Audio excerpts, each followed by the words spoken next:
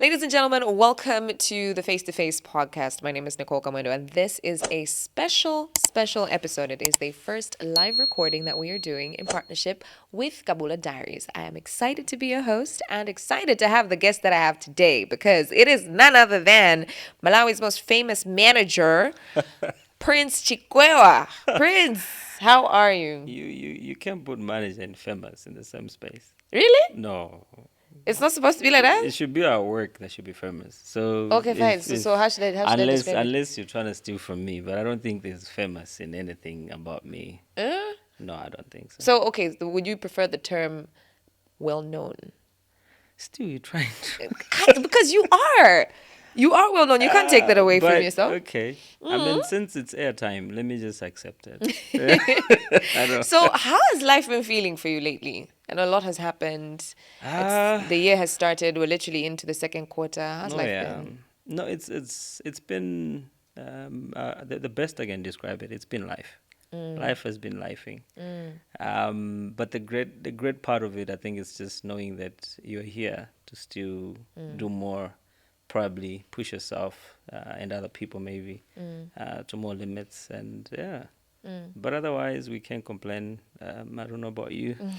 Interviewing people. I'm the one asking the questions. I mean, I'm trying to make myself comfortable, so allow me. How's life been for me? Oh, man. You know that feeling when you're the one who's always on the other side and you're not used to being asked that question back? No, you can cry. It's No. fine. We can give you the space. Do we have tissues in the room? No, life has been, it's been busy. I think that's one thing I'll say. Like 2026 for me has really started on a very busy note. I haven't yet adjusted to how busy it's been. I've had to give up a lot of personal time, which I'm not used to doing. And because I love my personal time. So now you understand when someone says, I was really that busy. Oh my goodness. There's this, yes, like people like to say that, oh no, being busy is a choice. It is a choice. Yeah. It is a choice because you prioritize what you want to focus on. Of course. But when it comes to your personal life and your personal time and what you sacrifice, it's not easy, but we're adjusting. Yeah, but when you're in your prime time, you really need to make use of it. Yeah. There's gonna be a time where the busy will be you sleeping. The busy will be there maybe even, but you can't be able to do what we do. So maybe it's time to take that time and energy and push it up until, because like I said, there'll be a time where maybe they'll even say, lero lyaja, and won't be that much. So if you can't eat now, eat. And we've had those days. The funny thing is actually we've had those days. And I think my current favorite saying is, what a blessing it is to be overwhelmed by the things that we once prayed for. Because we used to pray for this. Speaking of Kuchoka Kutali, who is Prince Chikweba before everything you do now? Because now you're known as a manager, a father, and so many things. Sound engineer and Taizina. Yeah, so I think the easiest to explain, I think it's easy when you're explaining it, but I don't know if it's easy for people who are listening. But Prince is a father, as you put it, a brother, an events manager, artist manager, and a media consultant. So I think those three pretty much sum up to where we are. But speaking of where we're coming from, we have done a lot of things. Really? We have tried a couple of things. Yeah. But I think life has allowed us to get where we are. Where we streamline the things that we have learned over the course of years, and now we like, okay, we do events. We manage artists. We do media consultancy. So that's the easiest maybe I can explain. Okay. As who is in Prince. a nutshell. Yeah. Now I have a question. I'm very curious. What were you like when you were growing up? Short. So you know what the thing about short people, but no, but I think this is one of the funniest things. Like I think the height, conversation, and character is always a. Don't they go hand in hand? Like somehow. I think it's an injustice. Really? Yeah, because you make us prove a point by telling us that now we have to argue with you. Okay, true. So if you tell me a short person is arguing, like I like arguing, and then I end up wanting to argue about it because I want to prove a point. So now it becomes, I'm proving another point that's not even what I wanted to prove. It's your point that, So, but I guess I don't know, man. But growing up, I grew up in Kasungu. Okay. I was born in Deza, so so in my family, we are two. In our family, Okay. we are four. Okay. I'll explain that part Okay. later. Okay. But I have three lovely sisters. Born in Deza, grew up in Kasungu, up until 2002. And then, so I traveled to Blantyre. I said, my father by then, so I was with my mom in Kasungu. My father was in Blantyre, so he was teaching at Kapuga. So I was learning. School. Yeah, so I was learning at Jamba Secondary School in Kasungu. Okay.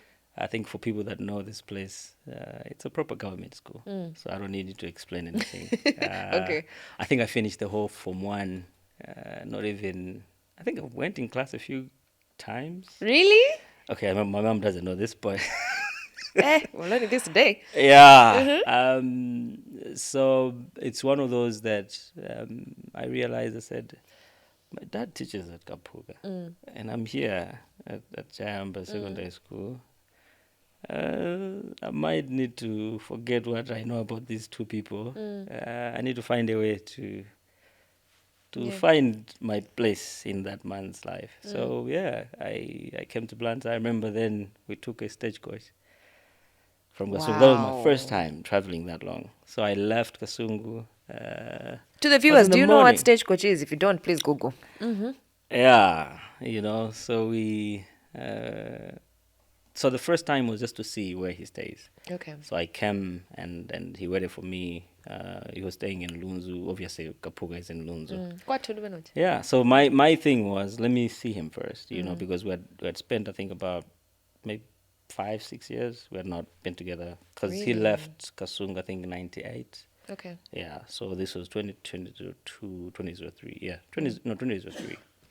Yeah, so that's when I came to see him. I remember the furthest I'd moved from Kasungu was to Lilongwe.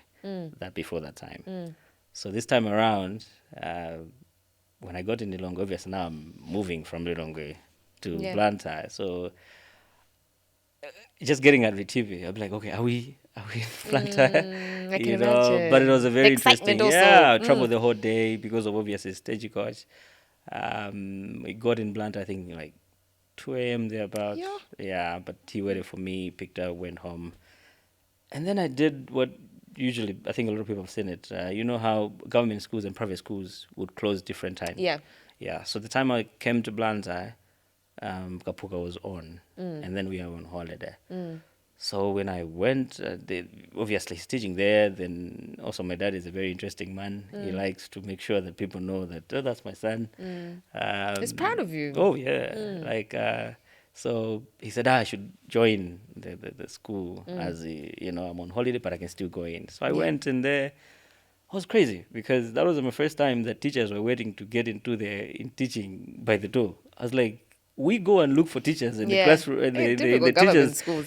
No, the teachers waiting to teach, So it was a very interesting experience.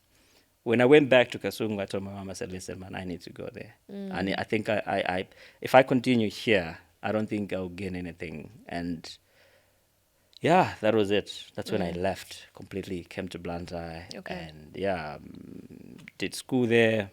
So when I was doing school, I met a friend. His name is Gaddafi, who is a very... His name is who?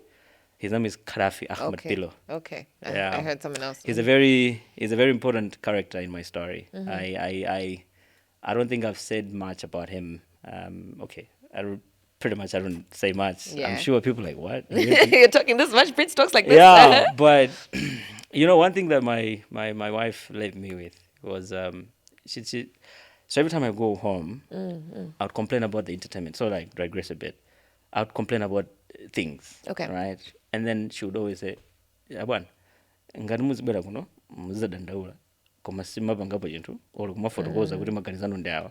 Then musamandi kalipire, musamabwere musanduza. Don't vent to me. So I that stuck in me, and I had to over the years, I've tried to learn how to speak about things and open up and just share my thoughts. So maybe this is why we're even here. I like that. The fact that Yeah. yeah. But so yeah, I met, like I said, in Lunzu, a guy called Ahmed Pilo, an amazing friend. He was a videographer, Okay. an audio recorder producer as well. So we started to get to know how to record, do videos, and then he also was a singer. So I don't know if you know nasheeds. Do you know nasheeds? These are Muslim versions of the gospel Okay. music for them. Okay. It's almost like SDM music, which Okay. is more like a cappella, but there's like humming and all these things. And he was one of the people that initiated the growth of the nasheed and the music industry for the Muslim artists. Community, okay. Yeah. So we started doing that, and that's how I ended up being a videographer. Okay. I also learned how to do recording for Okay. audio. So that is now I'm at I get why you Kapuka. said he's very important to your story. So he's someone who we taught each other a lot of things. And then, so obviously by that, I'm already a photographer in that. And then, when we finished secondary school, I was already doing all those things. I remember one of the privileges was actually to record and be part of, people like Thomas Jibade. You don't see greatness up until it leaves most of the times. Yeah. You actually like, what just happened here? So yeah, then finished Kapuka. I was actually in the same class with Sukes. Really? Yeah, I usually call him Gift, but every time I have to be corrected, like, that's Sukes. So he was actually the top student in our class. Okay. I think I was a third, yeah. Look at life. Look Man, at life. crazy. So yeah, after that, that's when I was still doing video production, audio a bit, and obviously Gugul so you start to think that you can also do music. But you used to do singing or rapping. No, singing. Oh yeah. lie. Like. Were you good at it? Like, could you carry it? Could you? If I were that good, I would have continued. I mean, we know some artists who maybe we don't know. There are people who are really good singers, but they never made it. Are you like an undiscovered talent? Do you want to... I think that is the talent not to discover. Just stay in it. But yeah, doing video production, photography, and obviously that was also just trying to find ways to make money and exist, and I just want to do that. And then I remember after secondary school, wrote the entrance, Ujihema. By then, oh yeah, I mean, imagine my points, my teens, Yeah. What am I brains, zero? I think I said. Panova they are not make sure. I'm very cool. It's not make sure. Wrote, and I was very, very ambitious. Yeah. I wanted to do, because of the video production and all that. I wanted something to do with media. Related. Because that was going to be my question. Like, did you always want to work in the creative space? So that's why I said Ahmed Pilo's character is so important, because it made me it shaped me. I got in love to the idea of creating. I was like video production, audio production, and every time I would leave. So Lunzu and Kapuka, it's like a walkable distance, but it's like here to maybe Maselema or so it's like, let's say, Queens to Montage, Pretty much. Yeah. So I would walk every day, when I'm on holiday. Even sometimes when I would do school, finish school and then go to his studio, would always work. So I got introduced to that at a very good stage. That is like 2004, and doing video photography by then, where, we're doing camcorders. Okay. You do a music video from a camcorder, you hold it like this. When you look at these cameras now, it's like, what? How far we've come. Would you just leave it on its own and it's doing the things? I mean, these days I always laugh about it. It's like, like, come on, So, but, so when after Form 4 points are out, we're like, we're going to do good. My family, literally, my mom was like, Fanaru College of Medicine. Ife Silubanga now. even my dad, because my dad is like a proper Muntoda Mapuzisa. Like He's my an mom is, educator. yeah. So all of them, obviously, they had this aspect of, no, with the points, you funika kuti.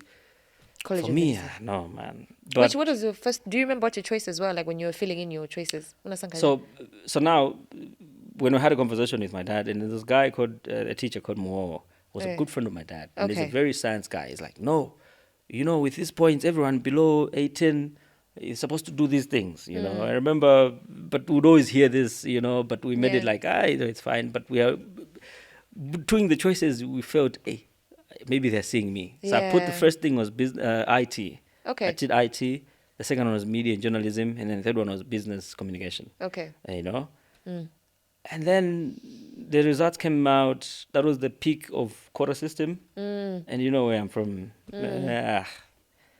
They didn't pick me, and I think why I say it with that energy, so it was proper quota space, because I had a lot of people that were far away from my points. Okay. Right? Like I said, I was the third student.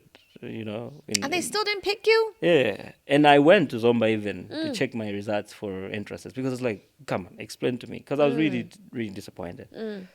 But yeah, we got to see that my average was even better. But that's when I discovered apparently that in each district they're taking top 10. Okay. So in top 10 in Zimba, they were already 6 points. They couldn't move past 6 points. They were like probably 80 something people that had 6 points. What? Which Prince with his teens he doesn't didn't look stand a chance. any. He didn't stand a chance. So the rest was just random, as they explained then. So yeah, I was really disappointed, but I was like, it's fine. That's life. We move. And then went now to just finding alternatives. And I started purchasing and supply at Poly MDC. Yeah, and then second year came in, we reapplied. Obviously, but still disappointed, but I'm still doing that. And then I'm doing video production. So I was doing weekends, like Saturday, Sunday. So it was like a hustle? Yeah. Okay. So like Saturday, Sunday, I would do the MDC purchasing and supply. And then there's also an element of marketing by then, I think. But Monday to Friday, then I'm doing recording and, all these things. But I didn't like it because now, in the weekends is the time that I need to do weddings, to shoot weddings. Now I'm doing school. It kind of messed me up, but like, but I reapplied. And then I put my courses. So I put like media and journalism first one. Okay. Business communication and communication development, I think, for development in Chanko. Okay. There was only one Chanko course. And then at the same time, they released law I think that was the first year they released intake for law for people to do diploma. Okay. So that, because by then I think they were taking you as if you were already studying in whatever college, you would apply. And then the other one was if you already have a degree, then you would apply to do law at Chanko. That year, they had said they can take anyone with an MSc. Oh. But you do a diploma. Okay. So you do a diploma and then you that's why I ended up also so I applied, we did the exams, and then I went there, I did a few weeks, like a couple of, like just few, like very limited. I didn't like it. What didn't you like about it? Was Law. it the fact that, like, I know law is a lot of reading? Or just days are just like, no, this is not me. Yeah. And then as the days like just going like that, that's when the poly released their names for the intake, and then they took me for journalism. I was like, Dapida. Chilunga, I'm out of here. I think the time that I was already doing cameras and everything, I was dealing with a lot of humans. Yeah. I think by then, the way I looked at it, I'm outside with the law, I felt like I was going to do a lot of me. I need to do a lot of decisions before I get to people. While as a humanity, I think it felt like I'm going to deal with people and we're going to find solutions that involve you and me. Yeah. The other part is more of me being like, yeah, I know what I'm doing, So it didn't click properly to me. But yeah, more it was just more of it didn't hit. And then I left and it's like, yeah, now You're a that people there's person. this, and then by that time there was academic freedom. So I was like, oh, Chankosa is going to be closed for that long. Paul is calling. Maybe there's a calling here. And you'd already been in the environment, being Exactly. at MDC as well. You already knew people. Yeah, so that's how I ended up at Poly. Coca-Cola. And yeah, so like at least a bit of purchasing and supply there, Kabeba Rabe, and then a bit of, and then we did the media and journalism, and while we're doing that, we're working, you know, and that's how. Fast forward, 2014, I think that was the day that I was working. 2016, Lego Stars. That was the week that I resigned my day job. Fast forward, we resigned my day job to go and start volunteering for Lego Stars. Just like that. And I didn't tell my girl. Hey. Because I knew if I tell this wife, hey, you're resigning a day job to go work for free. You know, that was in Chinteje. Yeah, so like I was just trying to run away from like 2011 to 2014. There's a lot that happened, but I would rather just keep it to 2016. Yeah, and that's how we ended up being where we are. Yeah, so when you started working in the creative industry, did you see yourself moving into managing creatives? Yeah, was that because even when I was working with Karafi, most of the times I think my aspect had always been the admin side. Okay. You know, the creative direction. You know, every time we were he was on a tech most of the time. Okay. He's a tech genius. Like even fixing laptops, whatever it is. So. That was his part, and my part was more on the creative side of it. Like when I see what he's trying to do, and I'm like, oh, what do you think if you do that way?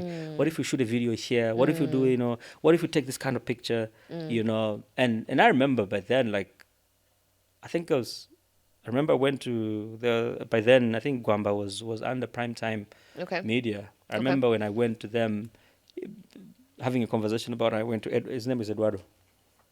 I went to him and I was like, I was thinking you guys need to you need to have pictures professional pictures, you know, like not like you waiting for someone to take, but you take, you know, intentional pictures. Yeah. So if you check, there were some pictures that there was by then. Primetime had Nesnes, they had King Chambiko, they had Gwamba at the same time.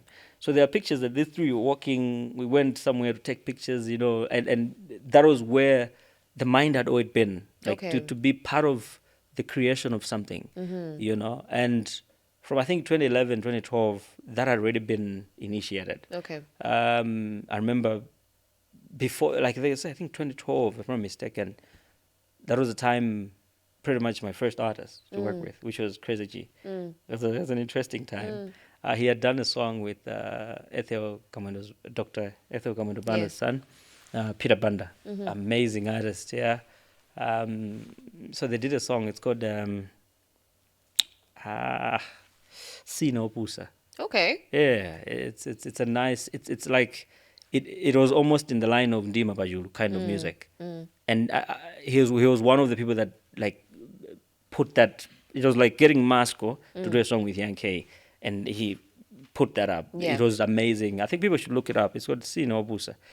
It's an amazing song, and then that's why I started working with him. But we didn't work for that long because I think I had also not found the right grip of what it looks like.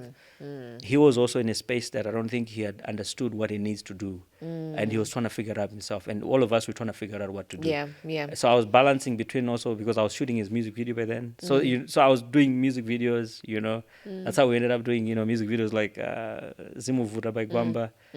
The famous. Yeah, Wajantuliro, you know, with Ronsi, and many others. So it was like that time. But in that time, we're doing the artist part of you. We're doing events as well, because even when I was at Poly, I think we're doing events for like every other event. Like every socials, I was either hosting or so organizing. I remember. Yeah, so when I was at Poly, Sukes was also at Poly. Yes. And before that, I was actually doing the campaign for these people. You know, I would, for you to understand the management aspect is everyone it got at a point, I remember when I had Poly, people would come and say, if you want to contest for like an ED, you need to talk to Prince. He's going to organize everything. He's going to like... So you've been doing this. Exactly. Yeah. And now by then I was doing video production still. And I did the first Cypher, I think. Not the first, but it was one of ones that we pushed properly. And there was excess in it and everything. We shot it at the administration block. There's like the rooftop, and they used to deny anyone to get access. It's like we found a way and we shot it there.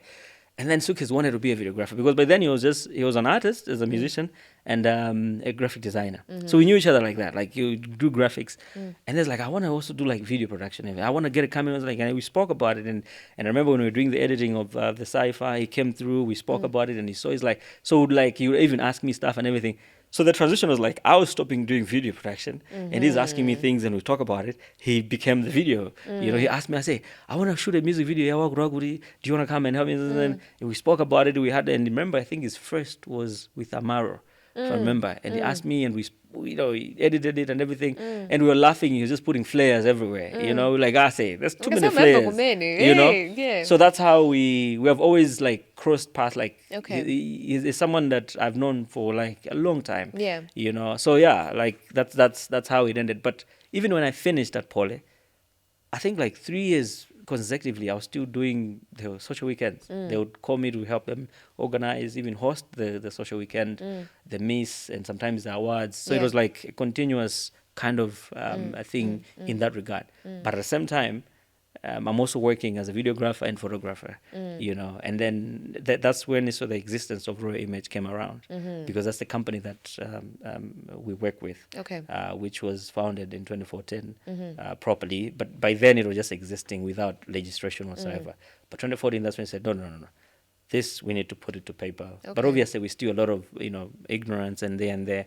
But that's how we ended up going to the events and all these things. But the more I was getting closer to learning more about myself, the music side of me started shrinking. I realized, no. Thank God. Yeah, trust me. And that's where I think life was defining itself. And now in 2014, I'm also meeting my wife, and I'm also need to learn more about, say, if I'm on stage and singing, am I also representing this woman nicely? You know, stuff like that. You know? Exactly. So you start to see yourself in a very different light, and like, maybe this is not, you know. But the energy as well wasn't the same, and I think I was more. I could tell what I was really passionate about. Yeah. I knew I still wanted to do music, but not the guy on the stage. And so there's so many things that came into light that I had to say, okay, video production, I like it, but I don't want to handle the camera. I think I'd rather be the guy to say, guys, handle it to the left, to the right. Maybe that can make sense. I'll create the scripts and everything. So that's how, you know, like Wajan Toledo music video, Ron was the one on the camera, but I was more on like, okay, how do we get Access to look better? You know, how do we... So even me and Access, we were working at a company together. I was doing the video production side of it. He was doing the audio. It's called AGM Studios. So we also grew up like together in that space. Okay. But the love of the art was now growing to the point that we needed to streamline it. And it got to the creative direction. Okay. Not being on the stage. Okay. So yeah, like I said, 2016, volunteered Lake of Stars. Yeah. That's how the events part of us grew properly. You know, now it was like, oh, events are supposed to be then, produced. Lake of Stars 2016. I mean, I've never attended. I've never had the privilege of attending Lake of Stars. But from what I hear, back then it was the festival. It was the festival on the African continent. I want you to understand that 2015 I went as just watch, right? So there's a lot that I was like, I'm excited about this. Yeah. In 2015 I meet Yamigan Galizangoma, who is DJ Kali, an amazing guy. He's a pastor, yes, by the way. So he changed also a lot of things. And then not just me, I think a lot of people around us, a lot of the young men that we are. He's very part of, especially if you're creative and also struggling with life and trying to understand and your identity. He's a very good mentor. Yeah. So when I met him, and so friends told him about me, that, there's a guy who does events at Polo, whatever. And then we met, I remember, at Superior by then. And then we sat, and then he taught me about it. He's like, I know, you should come and just join us, and then we do events and everything. And the first event was Lawi here, right here. Is it? Yeah. Okay. Lawi and the Mango Band, right in this room. That was 2015, if I'm not mistaken. And that's how I got introduced. And then 2015, at the end of it, what we did the other event, I got introduced to Theo Thompson. And he said, you want to meet Theo? And it's like, oh, okay. Then we met with Theo, and he's like, no, man, I wanna, I did a launch in 2010, but I wanna, why was I doing that? Because I started speaking like Theo. Did you notice? I did. It's a natural thing. You can't help it. It's such a But yeah, like, he's like, I did a launch in 2010 at Comesa. I want to do something, not Comesa. I want to do something different, So we talk about, Robbins Park, So 2016, I start managing him, from February, we start pushing, and that was my before that, there was like, Jews. Yes. Yeah. Yeah. So I had also worked with Jews, and he was with a friend called Josh. Mm-hmm. But again, because I was also trying to discover what I am, and they were also trying to discover themselves, the grace wasn't enough for all of us to coexist. So I'm one of those people that when I like how see you it's put not, that. I like how you put that. when I see that, I think there's not enough grace for all of us to exist in the same space. I love it to just move away, and I because I don't want to push it to a limit that it hits the wall that you and me cannot even speak. Yeah. So I was like, no. So with Josh and Juice, amazing artists. Like Juice is an amazing rapper, amazing producer. Josh, an amazing singer. We worked for a couple of months, and then I said, no, I think that's not working. Both of us, but we still cool and everything, and I would still help them, till now. I think, wait, before you continue, I think it's a good place for us to clarify something that I think I have struggled with understanding, and I know other people struggle with understanding as well.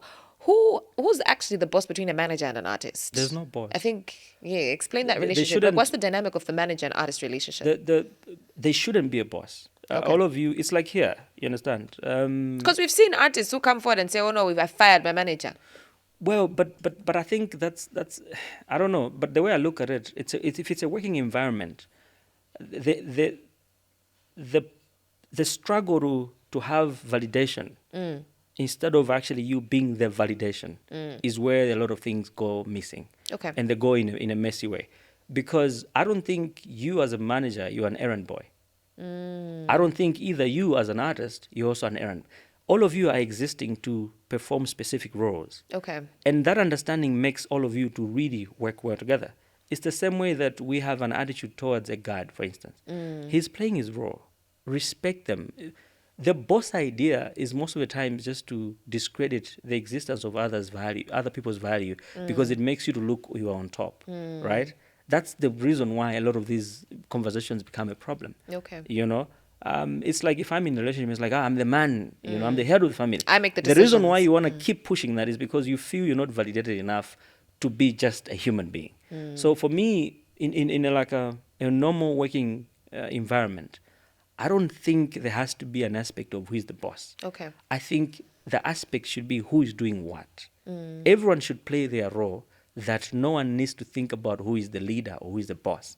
Because everyone of us bring a specific tool that we need to recognize. Yeah. So that's very crucial, that because the moment because look at this, if the conversation is always about who is the boss, it means there's something that's not working. If the focus is, who is calling the shots, Who's making the decision? Exactly, because what would be crucial is everyone should play their role right, that no one should actually think that there's anyone who is doing it more than the other. Because at that point, it's like if you're going in a relationship, instead of you saying, I want my partner to do ABCD, what if you do your part? I'll do this for my partner. So if two people are saying, I'll do this for my partner, they won't be, he's not doing enough. Yeah.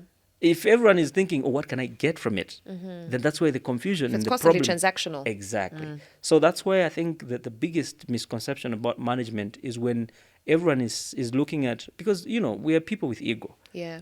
So the moment someone pushes and says, I'm the boss here, I can fire you, you feel on edge, But if everyone does their until maybe it comes relevant that you can do that. But I don't think there is enough reason, if you really know what you want from that relationship, which is a working relationship. I think you shouldn't be concerned about who is the boss.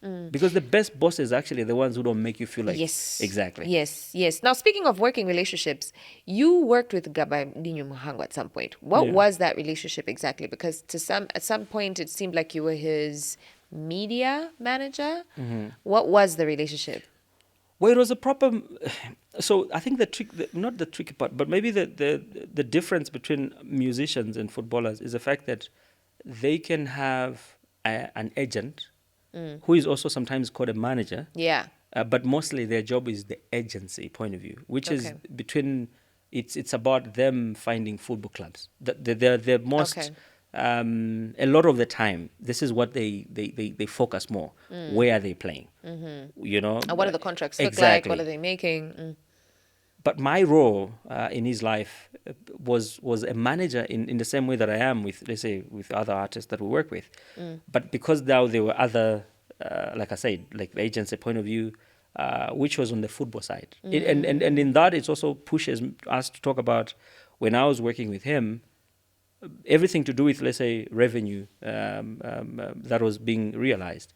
There was nothing that I was getting from the football side because I was not the one who made him find a football club. Okay. So my job was to create value for him to make money that we can now share. Okay. So you were more him as a media, personality. Yeah, exactly. Than so him now, as a brand, right? So it's not him on the pitch. There were parts where I was going in that because there were a lot of conversations that I would also have with his agency and everything as his agent to see what's happening, how best we can, but which is also a lesson I learned that as a Malawi where we are now, a lot of the times our management contracts or agreements, they start maybe at the wrong time. Okay. Yeah. What do you mean? Especially with footballers, for instance. I wish you could actually start managing these people before they get their professional contracts. Because a lot of times we meet them after, and it becomes a problem because they have already grown into the men and the women that they are. And also the industry has already centered and created a persona out of them. Okay. That anyone comes to disturb that, it might also look like it's a proper distraction that is disturbance that is supposed to be distraction. Okay. Yet it's a new phase that you need. Because even to have people understand my role as what we're creating as a brand, there was a lot of, pushbacks and everything. But I would also understand because there was no blueprint. We were doing things that even ourselves, we were learning on the job. And there were others that were also looking at like, what's going on here? Gaba has a manager? What do you mean? Agent? But so... Yeah, I think that's where the confusion was coming from. Because it's like, footballers have agents, not necessarily a manager. So that was a big confusion. Yeah, so we also learned, like I said, for footballers, I would encourage that if you want to work with a footballer, it would be good to work with them before they hit their professional. Because now you set the precedent of how they can be looked at and how you can, when you're getting to access to them, how does it look like, because that's very crucial as well. Okay. So I think those are the things that I learned. But that was, like I said, 2016, we did Theo, right? Managed, did Robin's Park, sold out, amazing. And then that's when I was meeting Gabadinho Muhango. But then with Gabadinho Muhango was a different because it was now... there was a time people were just looking at him as like, no, whatever it is. And I was like, no, man, like, we can't always be saying that's wrong. What if you go because sometimes they don't have a choice, maybe. They really don't know what they can do, what else, So that's when I went to him. I said, listen, man, I have this idea. Yeah. I don't know if you're open to it. And he was like, yeah, man, I'm open. And then he got to understand and boom, man. He was an ambassador for Airtel, all those things. But we stopped working nicely, like I said. I'm one of those people that I when I see that the grace is not enough for both of us, whether it's from my end or your end, I always like, let's leave on good terms. Let's move. So like 2019, that's when I was like, man, let's be brothers. So now we're like cool brothers. Like he calls me. I help him even get a lot of deals. Two of them just recently. I think he's working with some food processing company. I made that deal happen. Even when we were talking about him doing the pundits on Supersport, he sent me through what these guys are trying to do. So like he's like there's no bad blood. Yeah, like he's my brother. The same with like Fredo. There's a time we worked with him. I managed him. We did the Ndirande free show. Yeah. After that, then I left as well. But till now, like today, he was actually chatting me up in the morning. He's like, "Hey, I have this idea and everything. We need to talk about it and everything." So I'm like, I like it like that where. Because on a professional side, there's a lot of things that we might not agree, and we should be okay to understand that. Okay, you and me are friends. Let's keep it civil. Yeah. This side can be navigated easier if we also accept this side of it. So yeah, like that's how it is. Yeah. Now, when it comes to managing artists, what would you say is the hardest part about managing an artist that people don't see? No, the job itself. The job, there's no specific part. There's no specific part that's like it's like hard. But maybe in general, one thing you have to remember is there's no school that teaches you these things. True. It's pretty much. That is so true. It's a street understanding, a lot of learning, and a lot of patience. I think that's the part that people don't understand. And like I said, the knowledge we know about the industry, we have a lot of us gained it from online, learning about Nigerian industry, South African industry, the American industry. But a lot of us have not taken time to localize it. Okay. So that's the hardest part. Where you're meeting maybe. School. Maybe it's school. That's why Kabula Diaries is here for, and with you guys, we were hoping that we can, help each other, and because we're also learning about a lot of things about the industry and other things. We're trying to do that right now. We have created a curriculum.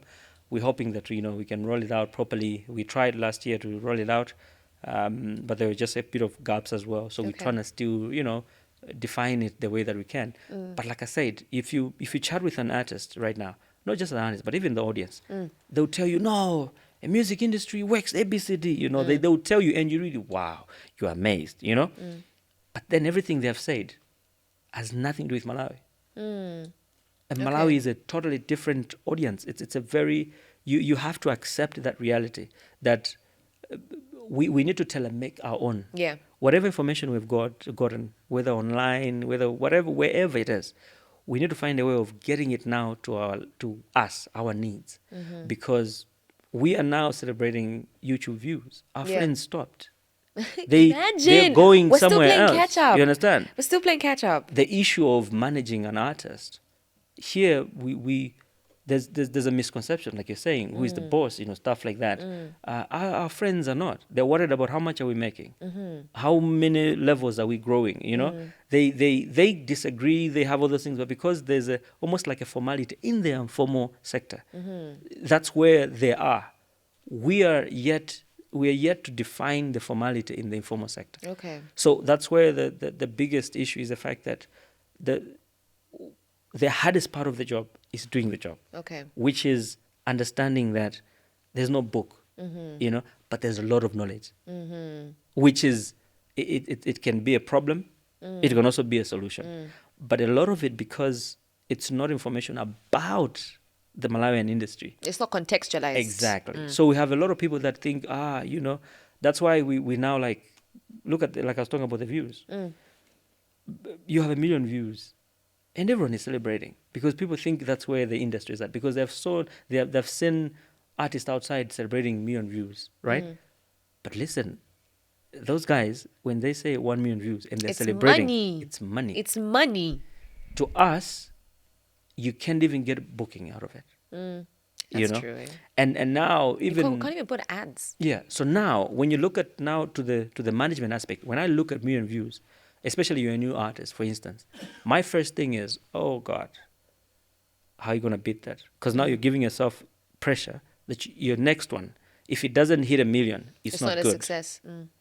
So I'm like, okay. So that's the reason why every artist we work with, one of the things which I can share is create a collection.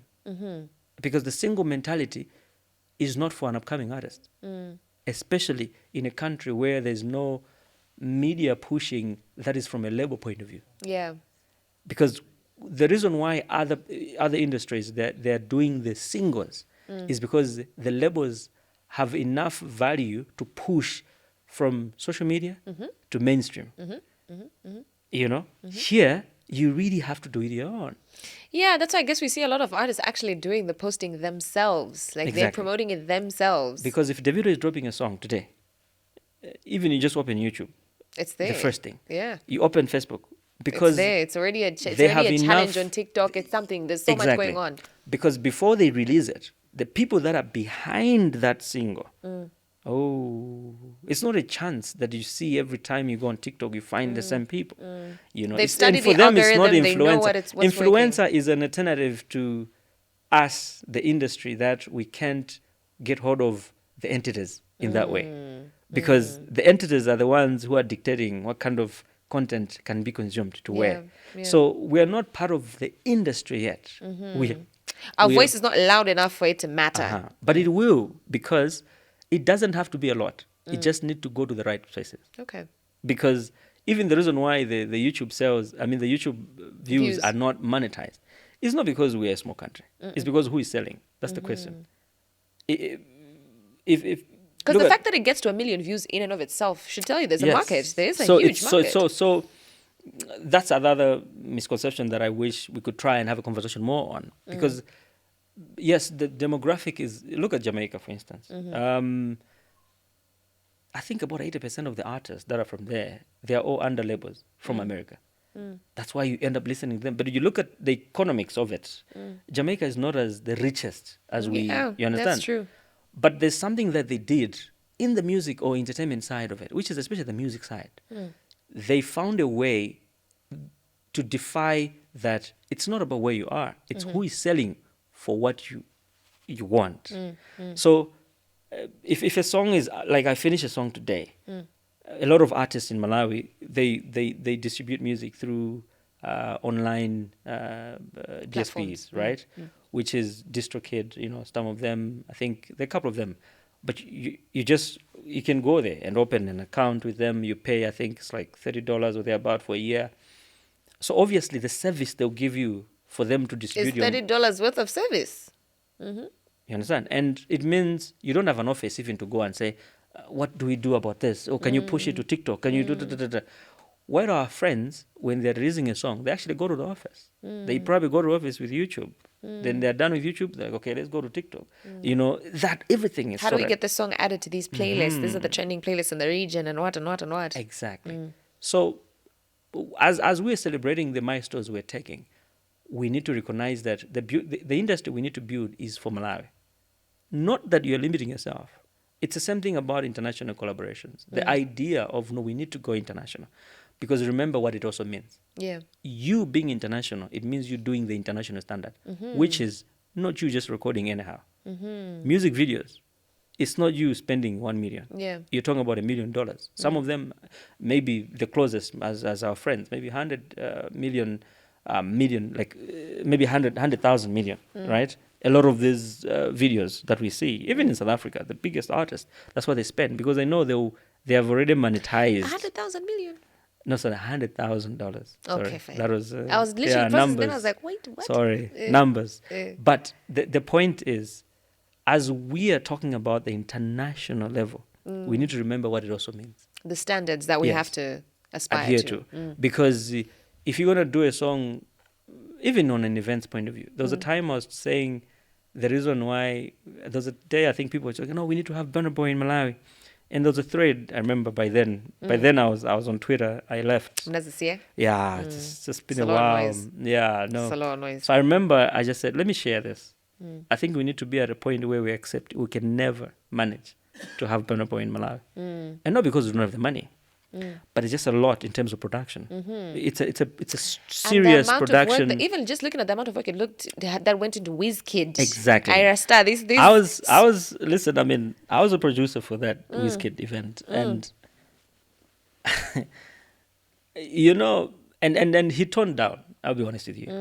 That was him toning down to like, okay, let's make this work, right? He understood where he is. I remember his sound engineer traveled a day before, so he came through, and then he was in I think he was in Morocco. I think he was performing the night before in Morocco. So he's a sound engineer, and I'm with him on stage, and he's just talking to me. He's like, my brother, I don't feel the speakers. I need more. And I call Shad and I'm like, dude, this man, this is our best, my nigga.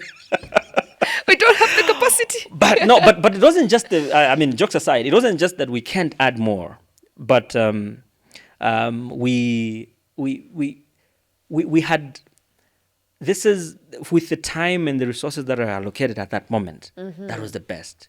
It meant that we need to go to another extent, which is an extension to whatever we had planned. But they are teaching a lot, like they're teaching us a lot. It's when I realized, or I keep saying, even when we had Chris Martin, for Life Fest, because I was also festival director for Life Fest, when we had Chris Martin and Joe Boy.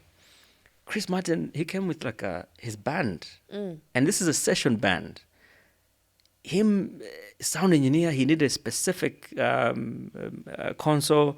He made us buy it because we didn't have it by then, of course, he annoyed us because when he bought it, there was another console. We put both of the consoles, with the one we already had and then one we bought for him. Yeah.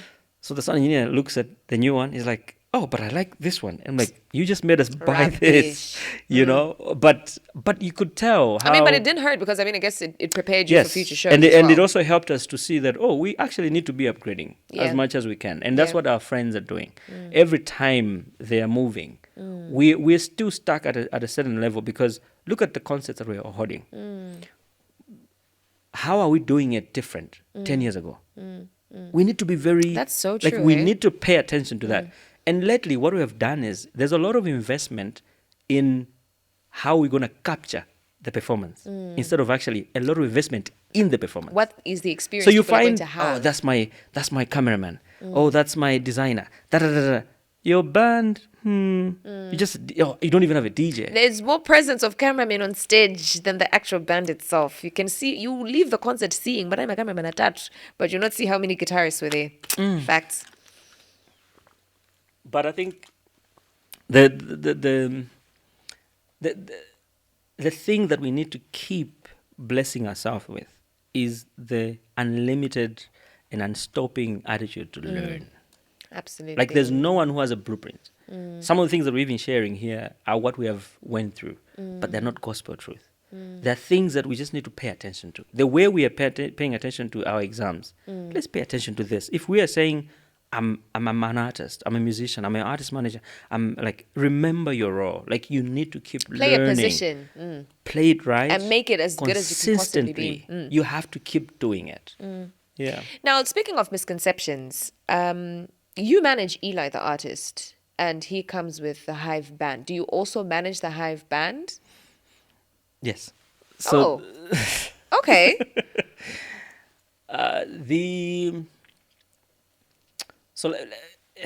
It's interesting that you talked about the Hive Band.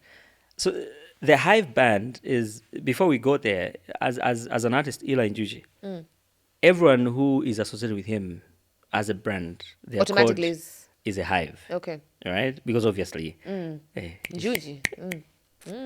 We clocked that already the first time. No, like, give me my moment. Give me my moment. Okay. But so yeah, so that's the Hive Band.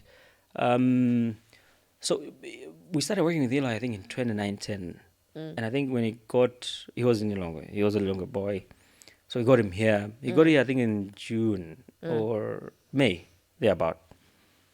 When he got here, the first thing we did was to set up a band for him, even before we released anything. Okay. So he you rehearsed. handpicked them and put them together. Yes. Okay. So he rehearsed with that band for over 8 months, not a show. Wow. He recorded for over 6 months, not releasing anything. And I remember he got tired. He's like, guys, but the idea was, one, for him to get to where he is, his mind has to be trained that his writing has to be second-hand nature. Like, you know that thing where he understands that this song, no. Like, he should, like, rate himself higher before even everyone else rates him.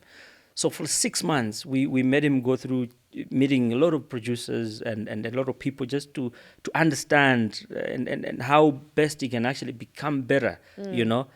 And he got to a place where he actually knows what he can do and even more. And that growth had to continue happening, including his performances.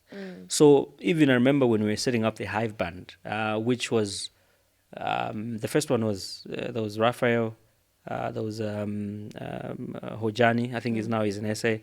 There was guy Tutukani, IAB, all these guys. There were a lot of them playing in churches and everything, right? And they were playing with other artists, but I think there was just like mostly gospel artists. Okay. So when we set it up, it was one of those things that we needed it to be ready. So that's why they rehearsed over 8 months without a show. Okay. You know, and by then, like, Eli only released his first single 6 months later. Okay. Right, which was Ziteke. And when he did Ziteke, that was the time that, okay, now it's January. I think he can now try and see and I remember there were some band members that when we were rehearsing, because they're used to like rehearsing maybe Wednesday, Thursday, Friday, Saturday show, right? And they're that good. They can do it. But for us, we said, no, we need to get to a place where you have gelled enough. Yeah. That there's enough chemistry and understanding what is expected of you to a point that you don't even think about it. And how they were doing that. So imagine 6 months, he's still doing music. He's trying to get like, oh, this is yes, no, that, no. Up until he's still writing and his brain is unlocking. And his writing is like, yeah, now you getting, you understand? And he gets there and then you see it, you're like, okay, we didn't even think you can get there. But now we're here. Then the band as well, like, yeah, now let's go and roll it out. I remember the first event was organized by, I think, 579. Yeah. Yeah, there was a Valentine's show. Yeah. I think it was headlined by Namadingo. And that was the first time Eli, and people don't know him. They've seen the clips, like the few songs. And he performed there with a band. Oh, it went mad. It didn't go well. Yeah, honestly. It didn't go well. What happened? Because I think it was overwhelming. Okay. Because now it was the first time everyone is there, and then he sees people, and then the band as well. I think the band was also louder than him, and I remember, I can only speak about it because we have spoken about this so many times. Yeah. This man was not happy. You know, I think that show was on a Friday, and then on Saturday he was performing at Pole, right? And I think it also because it wasn't his audience, Okay. right? But I love the fact that, and that's when, this is the funny part, that's when he wrote this song. I'm sure, I wish he could have said it himself. That's when the day that I think he wrote Soul Survivor. Okay. I don't know if you know this song. I do. I'm a soul survivor. Yeah, we know Soul I remember that. I remember he has always said that's when that song was made, because it talks about pushing and keep, you know, and that night after the performance, I could see how he was, you know, distracted, like he was really not in you know. Yeah. But I said that's the moment you need, because you need the world to welcome you, and not in the way that you always wish, you know. And that's when you build your character as well. Because remember, you have been building for 8 months. Yeah. And now you're out. And people are like, you know. Passing that tape. Exactly. But it doesn't mean you're going to all on body. Or, you know, you like, yeah, that's a moment. You got to find a way. Like, okay. The following day, I remember we went to Pole. Ooh. Fire. I think you like, okay, now you are here. And you could tell how he was, you know, enjoying life. So, in a nutshell, that's how the Hive Band came about. And in the same vein, I remember when we did a recording of Book of Z, we did a live recording in Chigwaja, an amazing space for, his name is Gift Sozera. Okay. People should look him up. He has amazing equipment, especially for live recording and whatnot in Chilomoni. We recorded the whole, like, I think it was like 7 songs. Okay. With a live band. We're like, okay, let's release this with the videos. And I went home, and me and Vinny Visuals. And that time, so that's when, so when I met Eli, a few weeks later or months later, I met Vinny Visuals. And they were just a year older, a year apart. And I said, okay, I think the best way to move with these youngsters is if teens are also working together. Because I would look at them and I'm like, all of them are geniuses. And I said, what if we just give them what they need and let them build whatever? And when you see them... Do what they do best. Exactly. And we asked Vinny, what do you want? He's like, man, I just want a laptop and camera. I was like, here we go. Whatever you need, you know, you do it.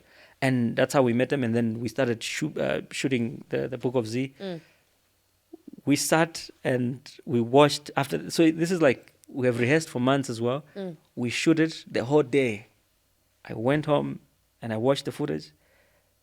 And I called Vinay. I said, Vinay, no, we need to reshoot this. This is not nice. You know, like I'm saying, a week, just 2 or 3 weeks, there was a show on a Friday. He did very well. And then on on Friday, he didn't do well. It was not great. And then on Saturday, he did well. I was like, no, we need to keep like going up. Like the same way we had the band rehearsing for 8 months. Some band members left. It's like we're used to like, we rehearse 1 week, we do a show. But I said, no, man, we need to keep doing. Like, we're the ones spending. We're not doing a show, but we're making sure that you guys are rehearsing. Yeah, let's so keep doing. you're not losing anything. And that time, we had to reshoot it. We shot it twice. Like, and they're like, no, you're going to incur the same cost. I'm like, it's fine. We have to make it, like, make sure that we get it right. Yeah. So the band kept, you know, that's how we kept building it up. And up until where we are, you know, it's always been the Hive Band. It has changed a few people over the course of years because of obviously commitments and life, just, you know, in general. Yeah. But there have been a lot of key people that have always been there. Yeah. So, I think that's the the shorter, longer version. Yeah. I like how you've put it in a nutshell, but not really in a nutshell. So now, speaking of the Hive Band, I mean, it's something that obviously we have to talk about. I don't know. I don't know if we can even say enough time has passed, because I don't think there's such a thing as enough time when it comes to grief. Where were you when you heard the news about what happened at Zinzani last year? It's I think probably this is the first time I've actually spoken about the whole ordeal, because I think where you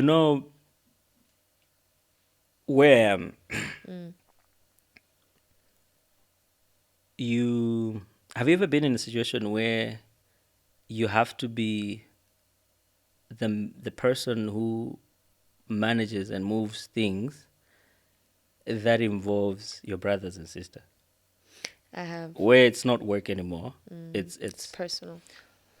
So it was a Friday. So this is what happens. Over time, this is also what we have done. One of the things that is very crucial about any artist, not just Eli, right, or every artist that I work with, is there's always a delegation that moves with that creative. And that's something that I've always even shared with a lot of event organizers, especially outside the country. There's a logistical plan, which is an artist cannot move alone all the time, wherever they're going, even, So, but as we're going, I met Eli when he was a teenager. Now he's 23. He's going to be 24, I think, in a month or two. I needed to also understand, as a manager, I needed also to understand the aspect of managing. It also means that I need to find ways to make sure that he's also growing as a man. Yeah. And one of it was to know that I met him as a teenager. He looks at me in a very different way, but he needs to grow as a different man. Okay. He doesn't need to be a replication of me. So one of the things I said, as he's growing as a man, he needs to be in a space that can accommodate him to be a man of his own. So over, I think, like 3-4 years, I rarely move with him. So we found another team around him. That's almost his age and thinking capacity and all those things that they can push each other. And one of them was even because he was staying here, right? As he was growing, staying alone, but I realized I obviously can't have to stay with him. We never do that. He stays in my house, no, that then it won't be work. But he's still going to be staying in his own space. We found someone who he needs to be safe with, who they're already connecting, which was one of them was Raphael. Okay. He's a drummer. Yeah. So they were staying together, because of the same reason. I needed him to be in a space that he can also be himself without me.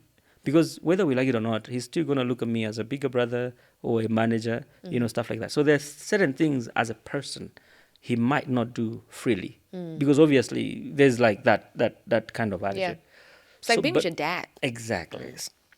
So over the course of years, what I had to understand was that aspect. Okay, let's make sure that every time he's moving with around people. But obviously now it can be me, because whenever I'm there, he won't be as as free, as exactly. comfortable. So I need him to be also a man of his own, make a lot of decisions. Like now, like he always laughs. Like he'll tell me, I want to buy everything. And I'm like, so why are you telling me? He's like, oh. And now I see him, like he calls me like, I was trying to get even when he was building his house. I told him, like we have spoken about him building and everything, but I said even he knows. Like I don't even ask him magula marumba. Like I don't. Like he's always telling me, but things are heavy. I'm like, yeah, that's how life is. So you can. My role has always been to make sure also that as we're managing him as an artist, but there's a human side of him. Yeah. And as a man, as a person, he needs to be able to learn that without the shadows of others. Yeah. And that's something that we had to learn. So in that, sending people around him, one of them was, like I said, Raphael, who he was staying with for over, I think, about 3 years. And the same, when he's going to events, he has another team that he moves with. The same way I have issues with people when they book him outside the country. Whenever I tell them, listen, logistical plan is him and his manager. If it's a CD performance. If it's a band, we need to fly. Even in South Africa, we had the same situation where a lot of the time, artists would fly and then the band would drive. I remember I told the organizer, I said, no, that's not workable. They're like, no, but we don't have a budget. I said, it's fine, then we pay it. We had to pay for a band to fly to SA. And that's when, even I remember the gig was like, okay, there. And they were like, yeah, I think we should, because the other band members had been on the bus.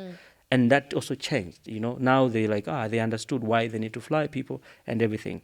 So, but in every, like, when we're getting a gig outside, especially outside Malawi, the organizers will be like, no, we can't afford, we just want the artist, because, I'm like, no. For us, it doesn't happen. Now, in their view, they always think, he's doing it because he wants to fly. I'm like, no, I don't even travel with this man. There's going to be someone. So fast forward, those people have always been around. Yeah. So I remember the week before that happened, which was Friday, on a Sunday, because we announced the Hive experience in September. Yeah. So people have time to plan and everything. So from September to November, we go up on the up to Lilongwe to push the event. Yeah. When it gets to December, he has to be there almost every other week. And one of the things we do is, because in December there are always these parties, like company end of year parties. So one of it was, he always goes on surprise and make a surprise performance, because we know if you perform at a function like that, there's like a middle class going up of people that can also buy the tickets. Of course. So it helps. So we activate. We perform a lot of weddings and everything. So they're always in and out of that places. So that week they had gone earlier, because on Sunday as well, we were in Blantyre, and we were doing, as a company as well, like I said, we do events, which is like, we do events for a lot of clients, Airtel, stand-up, like all these other companies, anyway, but probably like... Hey, but that's like not the conversation we're having. Exactly. So as a company, because we do events, which is like, we have so many other things that we do, including even other people's, like we were talking about Life Fest, we're talking about the Whiskey one. Just recently, we're doing Onesmus's, the Vessels, we're doing the production for them, and just many other, You do a lot. So on that Sunday, the team, his team, him and two people who he moves with, they were in Lilongwe. Okay. They were doing the activations. And on that Sunday, we were in Blantyre to do the Know Your Mayor event for Jomo. Yes. And we were doing that. So we said after that, then we leave. Then on a Monday after the event, we were called for another event. We did on Tuesday. So I managed to leave on Wednesday with another team to go for the event, which is on Saturday. Okay. But in that, it means we have always been in and out between September and December, because that's how we need to promote it. Then, so these guys are already in Lilongwe, like I said, because they needed to do activations and make sure that they're promoting the event. And I think I remember on that Friday, we had sort of about 900, because the capacity is 1,500 for being BICC. And by that Friday, there was like about 900 something tickets that had already been sold. Meaning by Saturday, obviously, because obviously between Saturday and Friday and Saturday. So Wednesday, we're in Lilongwe, we're finalizing production for the event. And then on Friday morning, I left. I think my first job was to go to Kweza, which is in Area 3 by Q. An amazing place as well. I think people should actually check it out. A very creative space. So we were supposed to get a piano there. It has a piano, a grand piano. We needed to use it for the production. So that's when I left. It was like past 9 to 10, or between 9:30 and 10:30. Yeah, that's when I got a call. So now the first team has moved with Eli. Yeah. I'm the second on a Wednesday. And then on Friday, the final team, which is the band, every time, even the band itself, whenever it's traveling, wherever Eli sleeps or they travel, they move together. Like I said, even flying, like I said, we made sure that if Eli is flying, he's moving with those guys. The same way that we do the same with wherever he sleeps, how they travel. This time around, they need to be in longer because they're promoting the event. Okay. But the band is coming on Friday because that's the time that we're doing setup and they can do sound check in the evening. So again, because every brand affiliated resources are supposed to be with someone who is from the team. Okay. Which is why the car that we're using was Vincent's, who is Eli Njuchi's tour manager, one of his tour managers, because we have 3 tour managers. So depending on the availability of each one of them, they're the ones to do specific roles. So he came with the other band. They were supposed to come with the band, you know. So that's how they were traveling on Friday. So head of logistics, he made sure that these guys are fine. They're traveling, and they were supposed to be in Lilongwe. They started off in the morning. But for me, my biggest role most of the time is, like I said, the creative direction. I'm usually on that aspect. So then I went to queue, I think between 9:30, I can't remember the time, but it was before 10:30. That's when I got a call from the logistics guy. He's like, by then I had found a missed call from one of the guys who we know he plays as well. His name is Shami. So he had called me, but before I could call him, I got a call from a logistics guy. So he's like, Chief, and it sounds very down. It's like, Chief, have you spoken to Shami? I'm like, no. What's up? And then it's like, so I'm driving to get a piano. So I'm just like, what's going on? Why can't you just go straight to the point? And then he's like, I think the guys have had an accident. And I'm about to get at Q's place. And I'm like, okay.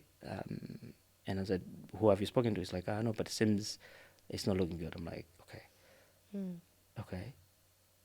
And I remember I walked in, and Q is obviously thinking I'm here to obviously pick up the piano. And it's coming, I'm like, dude, I think there's something that has happened. I think it's not well. And I tell him, he's like, oh. So I tell him, I said, listen, I might need you to do something. Because I called Shami. So Shami tells me, he's like, man, there's a friend of ours who was passing by the scene.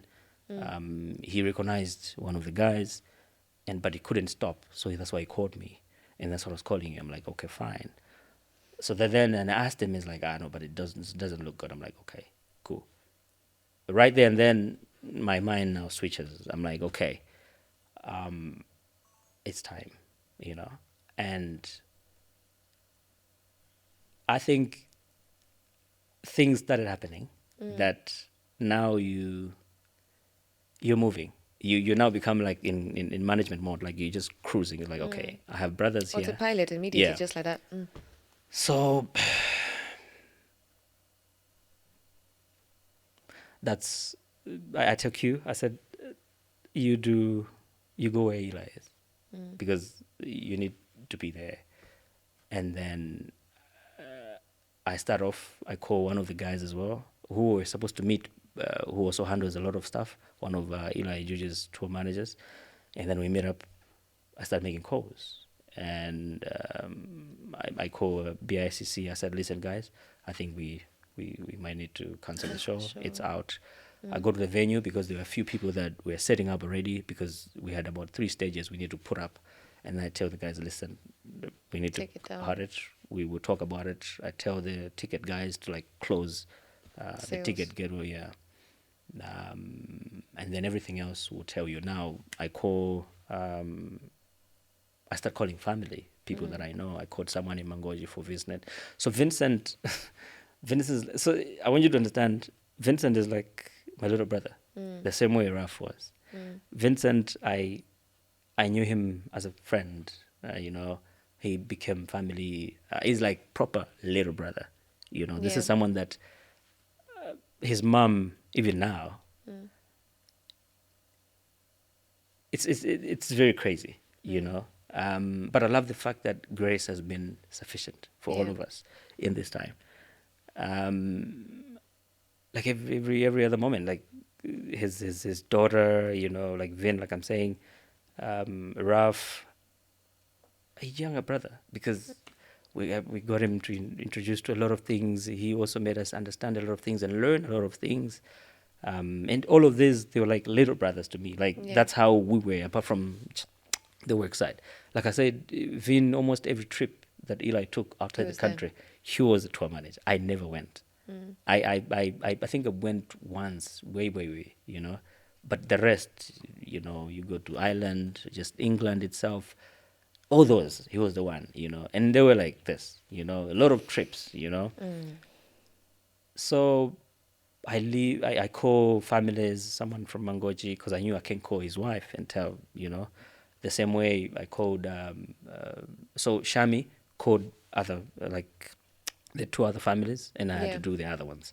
Yeah. And then I called a friend here. I asked him to pick one of the brothers, one of the relative to one of the band members. That was we needed to travel with him so he can come to Malacca. So I started off from, I think that was between 9:30, 10:30. By 11:30, I was out of Lilongwe. Like, after I stopped a lot of things around, and then we started off for Malacca. But at that time, I was just making a lot of calls and getting people, and that's why I also things were still happening. exactly. And a friend of mine picked up, started off this side, and we were lucky enough to also have Post Wiri. He's a very good friend of mine. He's a leader for Hallelujah Band.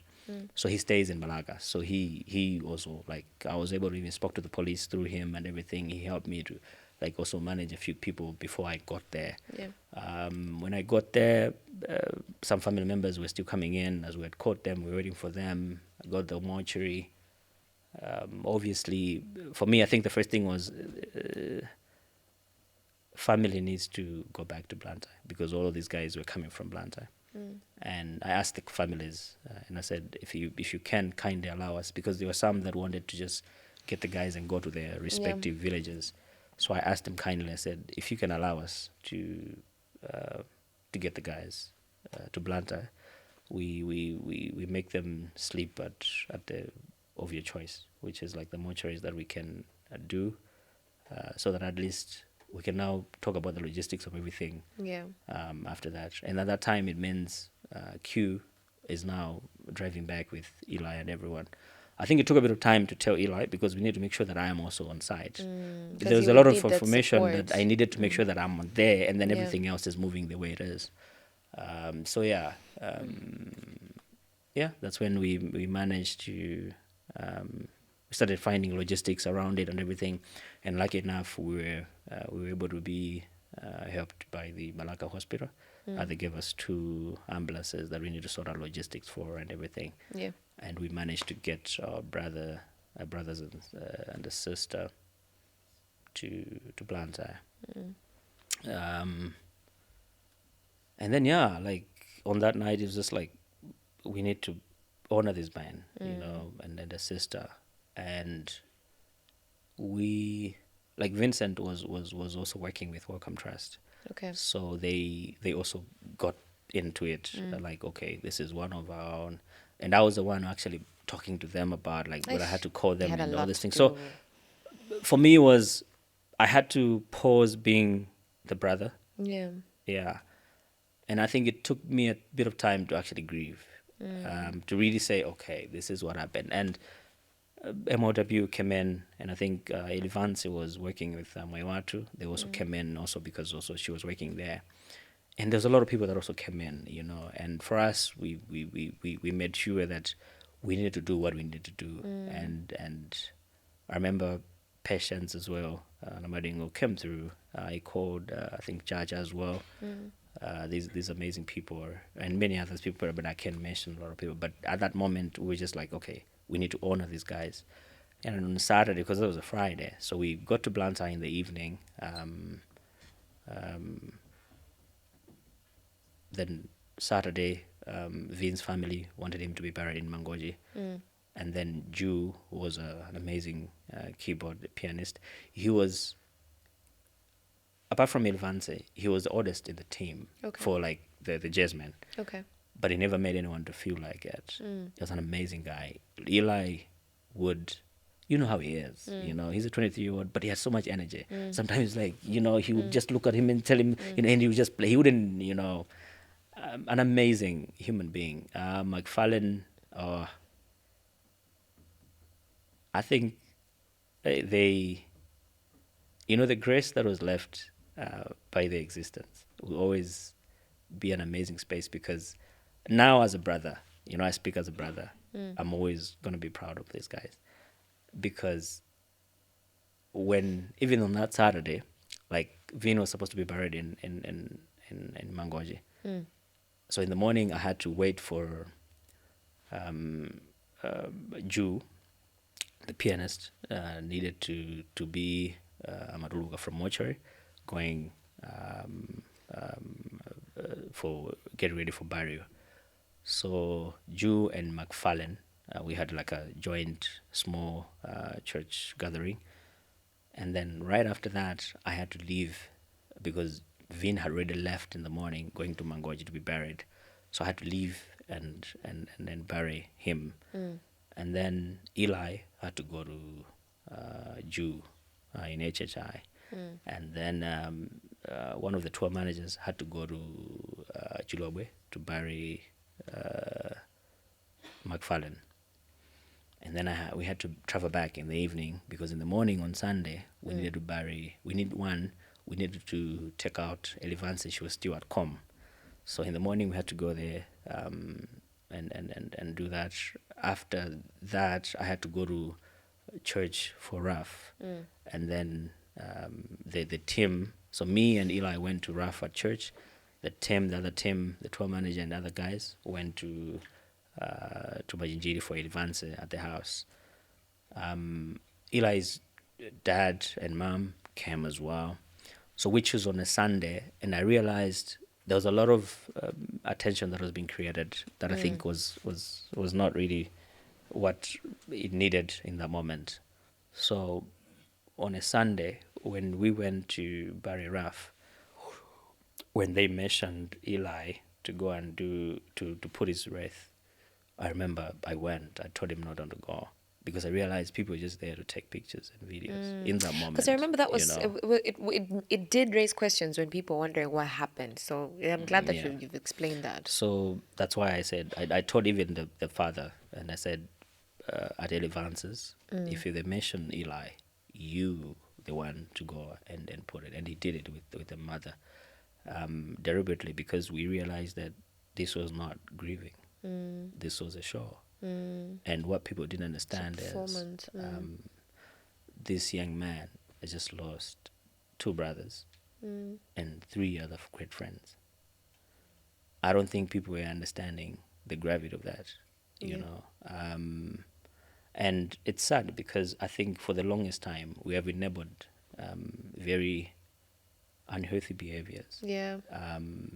And I hope we can grow out of it. I think there's always a chance for all of us to grow out of things that we need to unlearn, you know. And I hope and grateful because you can see it when we decided to have him off social media.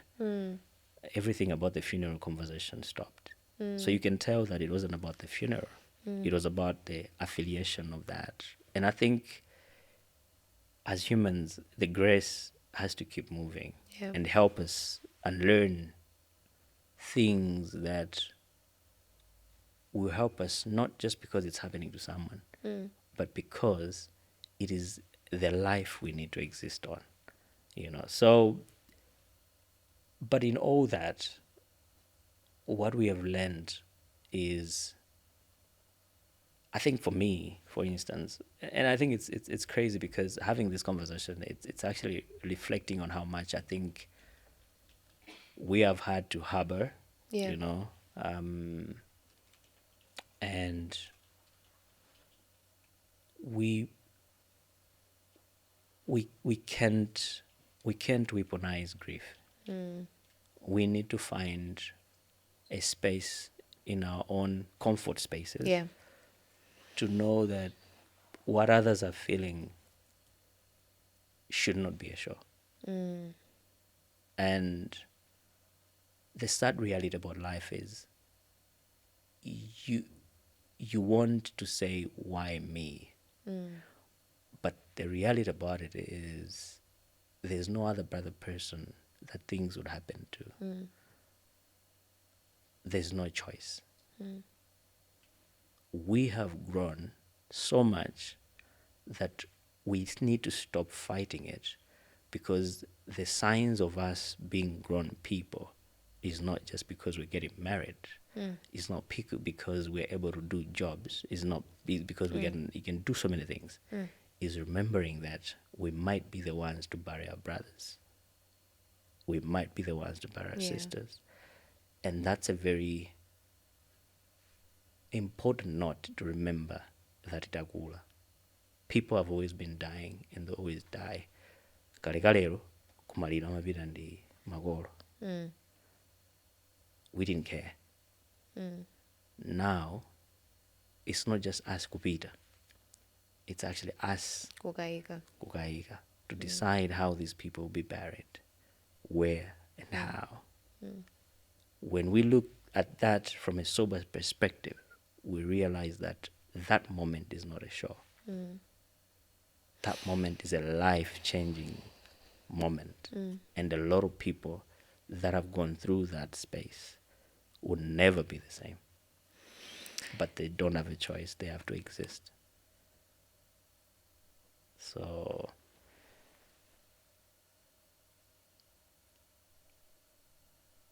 and I think to see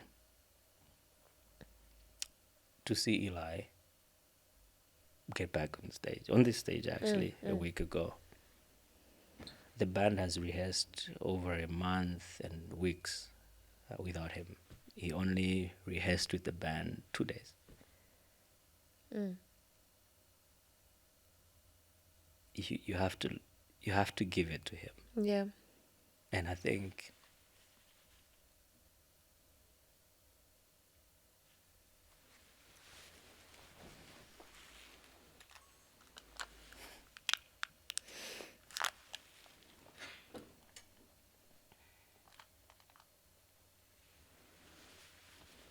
Take your time. Take your time. yeah, but it's an honor to be in that story and to see him do what he did on that Saturday. You realize the grace is sufficient, and we need to give ourselves the grace. And I keep mentioning this because we do an injustice to ourselves by thinking that we need to focus on things that don't matter. And I think we can assume so many things. But in that assumption, or in any conclusion we make, give yourself grace. Yeah. That you can allow yourself to understand things that you never thought you would understand. Because here it is, a 23-year-old just trying to survive, you know. And I think, trust me, I've seen this young man put in work. You know, people putting in work to see it. And him picking up like that, I think it's not a show. That's his life. Like I usually tell people that the disadvantage of the positions that we have taken in life, not on the spiritual side, but the reality is, one, we have accepted, like a lot of us have accepted that we will not always be given a chance to tell the side of the story. True. Our side of the story. That's true. That's the first. And secondly, we'll never be allowed to just be humans. And when you understand that reality, you see it from a different angle. And that's why this conversation is being done by me. Because we need to give enough grace to this young man. Absolutely. We need to give grace to the families, because this is not a show. You know, so It's their lives. It's their lives. And then that's why he had to be off social media, not just for him, but to allow families to mourn their kids, their fathers, their husbands, you know, their sister, because they're just not band members, you know, because the more he was around, everyone made it look like band members. No. The people. These are people. Their stories matter. And they're not for a show. And like I said, we might not always have a chance to tell the side of our story. And we have accepted that reality. but don't choose to write it for us. I love that. I love that so much. And I think that's a really good place to end this conversation for now, because we could keep going. Prince, we could keep going and talk to you for 24 hours. But this episode has a time limit. Yeah. Unfortunately. But Unfortunately, but woo, but in the that's famous words, heavy. in the famous words of the vice president, the former vice president Yeah, I was about of to this which one? country, Right Honorable Michaels, when he was being, I think, in Parliament, his speech when he had just been inaugurated as a vice president, he said, first thing, he said, "Ndakakamizika." That's how I feel like. Oh, but it's been an honor, though. I'm glad you've done at this. least, yeah, but it also given me a chance to reflect how far we have moved, And you have come a really long and way. we hope we keep moving, and in all that, just to honor the arts and entertainment in general, and the funny part. That's a digression again. Vincent, because he was the first stage manager for Kabula Festival. Okay. So one of the things that we just thinking, we gotta honor this man, like, his name, like the main stage for Kabula Festival. Up until whenever, the name will be Vince's stage. Wow. Because, like I said, these were my younger brothers. Raphael, man, Elevance, I haven't been to Scholars. I love Live Band. I would always, I go there most of the Thursdays. I don't like Sundays, but Thursdays. I've never been there since. It's not the same. I don't have, so, but I'm glad that the grace is sufficient. And we are here, and thank you for convincing me It's taken a lot to convince you to come. to My have goodness. this conversation. But it's been refreshing as well. Yeah. And I want to give it up to the families. They've been amazing. They've been very supportive. I remember going to see them after. A lot of them were actually more worried about us, about Eli, and it's an honor to know that, again, the grace is sufficient. But yeah, we live for them. Yeah. Yeah. But I think a lot of people have been asking, memorial shows and everything. No.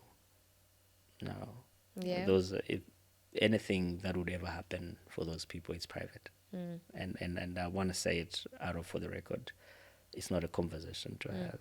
Whatever we decide, we have already done, like with family. One of the families, two actually, did some memorials. We're private moments.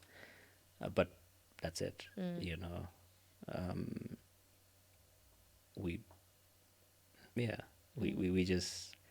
we love to see the love that has been left by these people. And it's now that some of us, the funeral started. True. Yeah, after we, but there's no point to put ourselves centered in this, like, no. That's why for us it's like, leave the families, let them grieve and honor their loved ones. It's not a show. It's not a show. It's I not. like that. It's not a show. Prince, thanks again for sitting here and having this conversation with you. me. Thank you. I don't take it for granted. And yeah, on that note, that's where we wrap up this episode of the Face2Face Podcast. Thank you for joining us. Don't forget to like and share. And of course, subscribe to the pod.